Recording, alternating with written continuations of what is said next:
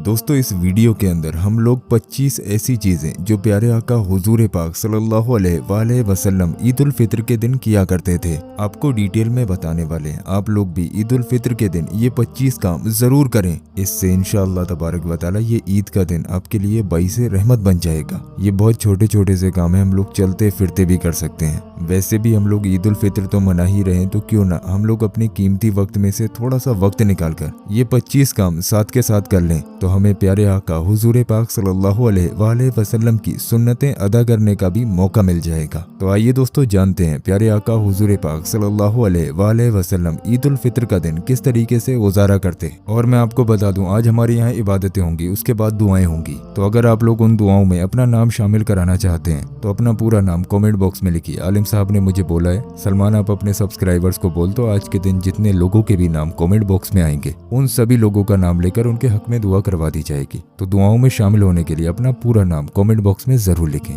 इंशाअल्लाह तबारक व तआला आपका नाम लेकर आपके हक में दुआ करवा दी जाएगी। आइए दोस्तों शुरू करते हैं आज का वीडियो।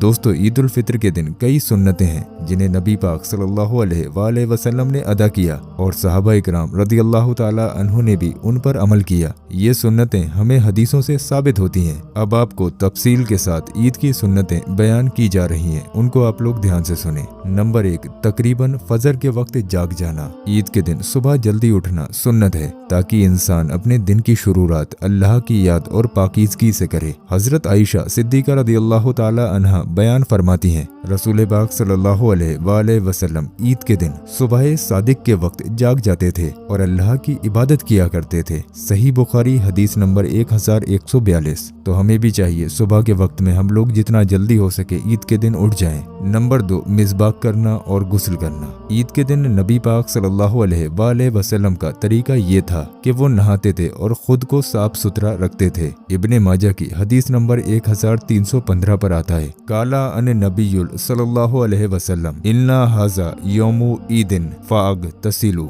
जिसका तर्जमा है ईद का दिन है इसलिए गुस्ल करो। ये फरमाने मुस्तफ़ा है तो ईद के दिन सभी लोगों को गुस्ल करना जरूरी है। नंबर 3, नए या साफ सुथरे कपड़े पहनना। ईद के दिन अच्छा लिबास पहनना सुन्नत है। अगर नए कपड़े ना हो तो साफ और अच्छे कपड़े पहनना चाहिए। सही बुखारी की हदीस नंबर 948 पर आता है हजरत इब्ने अब्बास रदियल्लाहु ताला अन्हु फरमाते हैं कि मैंने ईद के दिन रसूल पाक सल्लल्लाहु अलैहि वसल्लम को लाल धारीदार चादर पहने हुए देखा। तो इससे ये साबित होता है कि प्यारे आका हुजूर पाक सल्लल्लाहु अलैहि वसल्लम ईद के दिन नए कपड़े पहना करते। नंबर 4, इत्र लगाना अगर मर्द है तो। ईद के दिन अच्छी खुशबू लगाना सुन्नत है, खासकर मर्दों के लिए। सही बुखारी की हदीस नंबर 529 पर आता है काना नबीयू सल्लल्लाहु अलैहि वसल्लम ला युरुद्दु तीब, जिसका तर्जमा है नबी पाक सल्लल्लाहु अलैहि वसल्लम खुशबू को नहीं ठुकराते थे। तो ईद के दिन जितने भी मर्द हैं वो ज्यादा से ज्यादा इत्र और खुशबू का इस्तेमाल करें।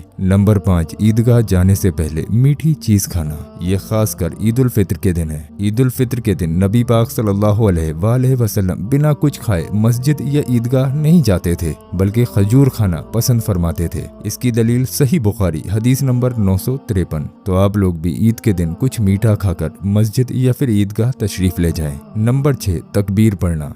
प्यारे आका हुजूर पाक सल्लल्लाहु अलैहि वसल्लम ने इरशाद फरमाया मैं ईदगाह तकबीर पढ़ते हुए जाता हूँ, तुम लोग भी तकबीर पढ़ते हुए ईदगाह या मस्जिद में तशरीफ ले जाओ। सही बुखारी हदीस नंबर 971। जानते हो वो तकबीर कौन सी है? मैं आप लोगों को बता दे रहा हूँ, इसको याद कर लो। तकबीर ये है अल्लाहु अकबर अल्लाहु अकबर ला इलाहा इल्लल्लाह वल्लाहु अकबर वलिल्लाहिल हम्द। इसको पढ़ते हुए जाना बिल्कुल इस तरीके से अल्लाहु अकबर ला इलाहा इल्लल्लाह वल्लाहु अकबर वलिल्लाहिल हम्द। हर कदम पर आप लोग इसको पढ़ते हुए मस्जिद या फिर ईदगाह की तरफ तशरीफ ले जाएं। नंबर 7, पैदल ईदगाह जाना अगर मुमकिन हो तो। अगर ईदगाह ज्यादा दूर ना हो तो पैदल जाना सुन्नत है। इब्ने माजा की हदीस नंबर 1294 पर मिलता है नबी करीम सल्लल्लाहु अलैहि वसल्लम ईद के लिए पैदल जाते थे और पैदल ही वापस लौटते थे। तो हमें भी चाहिए अगर हमारी मस्जिद या ईदगाह हमारे घर के आसपास है और पॉसिबल है कि हम लोग पैदल मस्जिद जा सकें तो कोशिश करें कि आप लोग भी पैदल मस्जिद जाएं। इसमें ज्यादा सवाब है और सुन्नत भी अदा हो जाएगी। नंबर नंबर 8, ईद की नमाज ईदगाह में अदा करना। रसूल पाक सल्लल्लाहु अलैहि वसल्लम ने हुक्म दिया कि हम ईद के दिन बाहर निकलें और औरतों और लड़कियों को भी ईदगाह लाएं। इसकी दलील सही बुखारी हदीस नंबर 978। नंबर 9, एक रास्ते से जाना और दूसरे रास्ते से लौटना। सही बुखारी की हदीस नंबर 986 पर आता है, नबी पाक सल्लल्लाहु अलैहि वसल्लम ईद की नमाज के लिए अलग अलग रास्तों से जाया करते। जिस रास्ते से आप ईदगाह नमाज के लिए तशरीफ ले जाते, उस रास्ते से वापस नहीं आते, बल्कि उसके दूसरे रास्ते से आप अपने घर को तशरीफ वापस लाते। नंबर 10, एक दूसरे को मुबारकबाद देना। इब्ने हिब्बान की हदीस नंबर 2137 पर आता है, सहाबा इकराम ईद के दिन जब एक दूसरे से मिलते तो कहते, अल्लाह हमारी और तुम्हारी इबादत कबूल करे। नबी पाक सल्लल्लाहु अलैहि वसल्लम ने लोगों को हुक्म दिया कि जब तुम ईद की नमाज मुकम्मल अदा कर लो, उसके बाद लोगों को मुबारकबाद दो। नंबर 11, ज़कातुल फित्र यानी कि फितरा अदा करना। इसको आप लोग बहुत ध्यान से सुनिए। ईद की नमाज से पहले फितरा देना वाजिब है। वाजिब यानी कि फर्ज के करीब है, ताकि गरीब मुसलमान भी ईद की खुशियों में शरीक हो सकें। सही बुखारी की हदीस नंबर 1503 पर आता है, हजरत उमर रदियल्लाहु ताला अन्हु फरमाते हैं, रसूल पाक सल्लल्लाहु अलैहि वसल्लम ज़कातुल फित्र यानी कि फितरा को फर्ज किया। ये हर गुलाम, आज़ाद, मर्द, औरत, छोटे बड़े मुसलमान पर फर्ज है और ये हुक्म दिया कि इसे ईद की नमाज से पहले अदा कर दिया जाए। लेकिन यहाँ पर आपको ख्याल रखना है, फितरा की रकम सालाना तय होती है। इसे ईद की नमाज से पहले गरीबों तक पहुँचाना सुन्नत है। अगर हम लोग इंडिया की बात करें तो 2 किलो 45 ग्राम गेहूँ या फिर उसकी कीमत हर मुसलमान पर फितना फर्ज है। यानी कि या तो आप लोग ईद की नमाज से पहले 2 किलो 45 ग्राम गेहूँ अपने घर से गरीबों के लिए निकाल दें, या फिर 2 किलो 45 ग्राम गेहूं की कीमत आप लोग पता कर लीजिए। मुश्किल से ऐसी 30-40 रुपए होगी, वो आप देख लेना। आपके घर में जितने भी बच्चे हों, बड़े हों, बूढ़े हों, उन सभी का नाम लेकर उनके नाम से ये फितरा ईद की नमाज से पहले जरूर निकाल देना।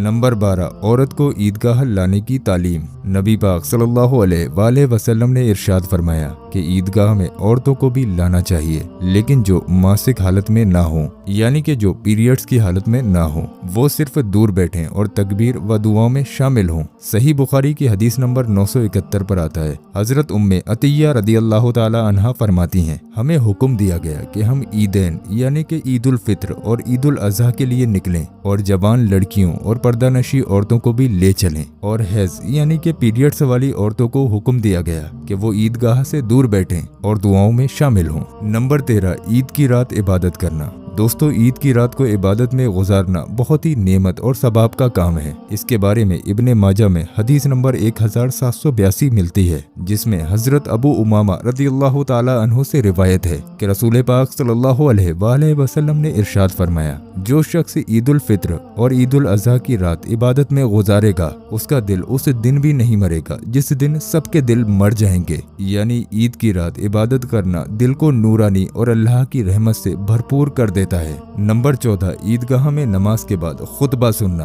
दोस्तों, ईद की नमाज के बाद इमाम साहब जो खुतबा देते हैं उसे ध्यान से सुनना भी सुन्नत है। सही बुखारी की हदीस नंबर 956 पर आता है, हजरत जाबिर बिन अब्दुल्ला रदियल्लाहु ताला अन्हु फरमाते हैं, ईद उल फित्र के दिन बाहर निकलें और नमाज अदा करें। इस दिन रसूल पाक सल्लल्लाहु अलैहि वसल्लम ने खुतबा दिया। बहुत से लोग ईद की नमाज अदा करते ही मस्जिद से निकल जाते हैं, लेकिन उनको मैं बता दूं, ईद की नमाज के बाद खुतबा सुनना भी सुन्नत है, तो सभी लोग ईद के दिन खुतबा जरूर सुने। नंबर 15, घर से लौटने के बाद नफिल नमाज अदा करना। दोस्तों, ईदगाह में फर्द नमाज के अलावा कोई नफिल नहीं, लेकिन घर आकर नफिल नमाज पढ़ सकते हैं। अबू दाऊद शरीफ की हदीस नंबर 1159 पर आता है, नबी पाक सल्लल्लाहु अलैहि वसल्लम जब घर को वापस आते तो 2 रकात नफिल नमाज अदा करते। अगर कोई शख्स और ज्यादा इबादत करना चाहता है तो घर लौटकर नफिल नमाज अदा कर सकता है। ये नफिल नमाज आपको नॉर्मल तरीके से अदा करने, यानी कि अल्लाह पाक का शुक्र अदा करने के लिए नियत करनी है। हर रकत में सूरह फातिहा के बाद एक बार सूरह इखलास पढ़नी है और सलाम फेर लेना है। 2-2 रकात करके आप जितनी चाहें उतनी नफिल नमाजें अदा कर लीजिए। इंशाअल्लाह तबारक व तआला ये सुन्नत भी हो जाएगी और आपको नफिल नमाज पढ़ने का सबाब भी मिलेगा। नंबर 16, गरीबों और रिश्तेदारों का ख्याल रखना। ईद के दिन सिर्फ अपनी खुशियों में मसरूफ ना रहें, बल्कि गरीबों और रिश्तेदारों का भी ख्याल रखें। सही बुखारी की हदीस नंबर 5900 991 पर आता है। नबी पाक सल्लल्लाहु अलैहि वसल्लम ने इरशाद फरमाया, असली सिला रहमी यानी कि रिश्ते को निभाने वाला ये नहीं कि वो अपनी मर्जी के मुताबिक कोई काम करे। जब तुम भी अपने किसी रिश्तेदार को परेशान देखो तो उससे अपनी रिश्तेदारी निभाओ और उसकी खुशियों में और दुखों में शामिल हो जाओ। और ईद के दिन ऐसे लोगों का खास ख्याल रखो, यानी कि जिनसे नाराजी हो उनसे मिलकर दिल को साफ करो और अपने रिश्तेदारों का और आसपास के लोगों का ख्याल रखो। नंबर 17, ईद के दिन गमगीन ना रहना। दोस्तों, ईद खुशियों का दिन है, इसलिए उदासी या गम में डूबे रहना सही नहीं है। सुनन अबू दाऊद शरीफ की हदीस नंबर 1134 पर आता है, हजरत अनस रदियल्लाहु ताला अन्हु फरमाते हैं कि जब रसूल पाक सल्लल्लाहु अलैहि वसल्लम मदीना शरीफ तशरीफ लाए तो वहाँ के लोगों के पास 2 दिन थे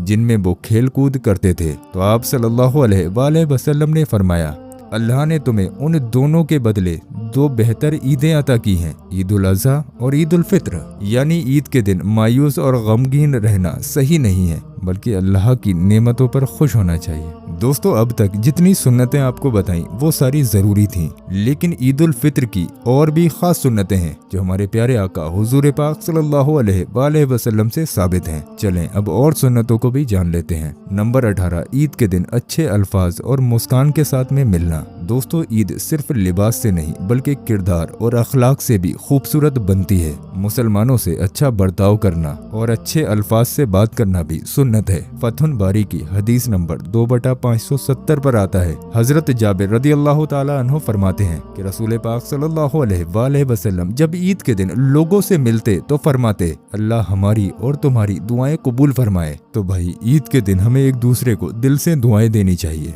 दोस्तों, ये मैंने 18 सुन्नतें आप लोगों को जो बताई हैं, इन सारी सुन्नतों पर आप लोग खुद भी अमल करें और ज्यादा से ज्यादा लोगों तक शेयर करें। अगर आपकी शेयरिंग की वजह से एक बंदे ने भी इनमें से एक भी सुन्नत पर अमल कर लिया तो आप लोग सोच भी नहीं सकते आपको कितना सवाब मिलेगा। तो आपके जितने भी जानने वाले लोग हैं, हमारे पास सिर्फ आज का वक्त है, उन तमाम लोगों तक ये वीडियो शेयर जरूर करें। हम अल्लाह तबारक व तआला से दुआ करते हैं अल्लाह पाक हमें और आपको ईद की तमाम सुन्नतों पर कहने, सुनने, पढ़ने से ज्यादा अमल करने की तौफीक अता फरमाए। आमीन अल्लाहुम्मा आमीन। हो सके तो आप लोग कमेंट बॉक्स में आमीन जरूर लिखें, क्या मालूम किसकी जबान से निकला हुआ आमीन कब कबूल हो जाए।